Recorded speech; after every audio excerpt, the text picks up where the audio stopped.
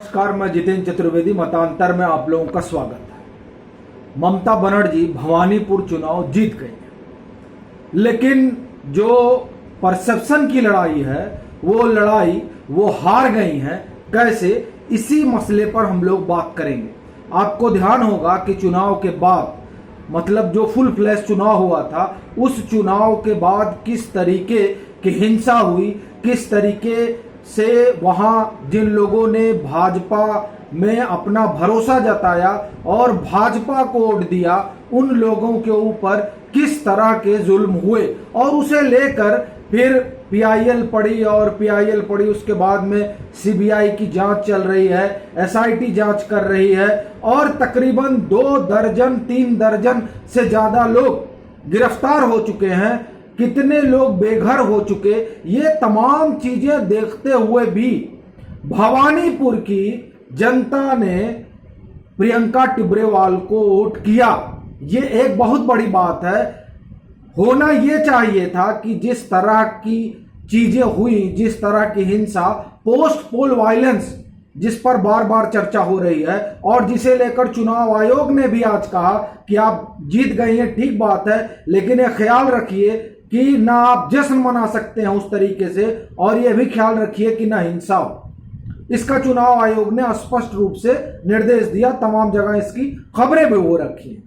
तो आप देखिए कि उस तांडव के बाद भी अगर प्रियंका टिब्रेवाल की जमानत जब्त नहीं हो रही है, और वो, मैं ये नहीं कहूंगा कि वो बहुत भारी उनको जो है वहां समर्थन मिला, लेकिन फिर भी जो अभी तक आंकड़े हैं, तकरीबन 26,000 वोट उनको मिला है, और 26,000 वोट अच्छी खासी संख्या होती है किसी भी मतदाता के लिए, माफ करिए, किसी भी उम्मीदवार के लिए।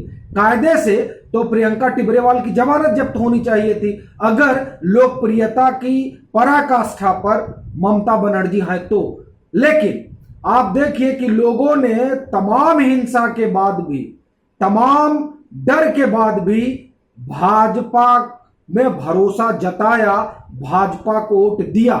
यह बहुत बड़ी चीज है, और यह इस बात का संकेत है कि जो एक डर और भय का माहौल बनाने की कोशिश की गई थी चुनाव के बाद हिंसा के जरिए, उस डर और उस भय को भवानीपुर की जनता ने नकार दिया, और उन्होंने तय किया कि हम उसी को वोट देंगे जिसे हम चाहते हैं, और जो हमारा जनतांत्रिक लोकतांत्रिक अधिकार है, उस अधिकार के तहत उन्होंने भाजपा यानी प्रियंका टिब्रेवाल को चुना, वोट दिया। नहीं तो आप देखिए कि अभी तकरीबन जो आंकड़े हैं 84,000 के आसपास बताए जा रहे हैं। कायदे से 84 और 26, ये दोनों जोड़ लीजिए तो ये हो जाना चाहिए था लाख के ऊपर, लेकिन ऐसा होता दिखा नहीं।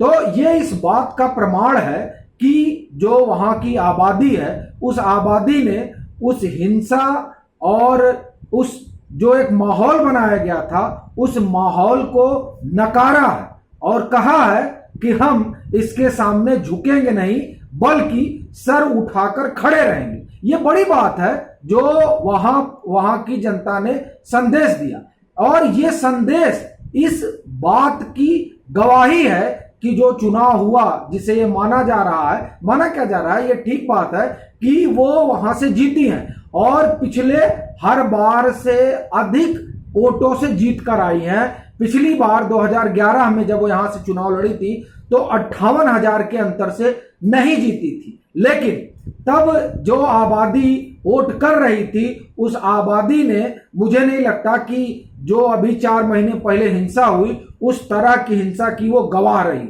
लेकिन अभी जो भवानीपुर में 30 सितंबर को चुनाव हुआ, उस चुनाव में आप समझिए कि वहां की आबादी 4 महीना पहले जो हिंसा हुई, जो तांडव हुआ, उसका गवाह रही, और उसके बाद भी वो डरी नहीं, जबकि वो जानती थी कि जैसा 4 महीने पहले हुआ और कई लोगों को अपना घर बार छोड़कर शिविर में रहना पड़ा, ऐसा ही कहीं उनके साथ ना हो।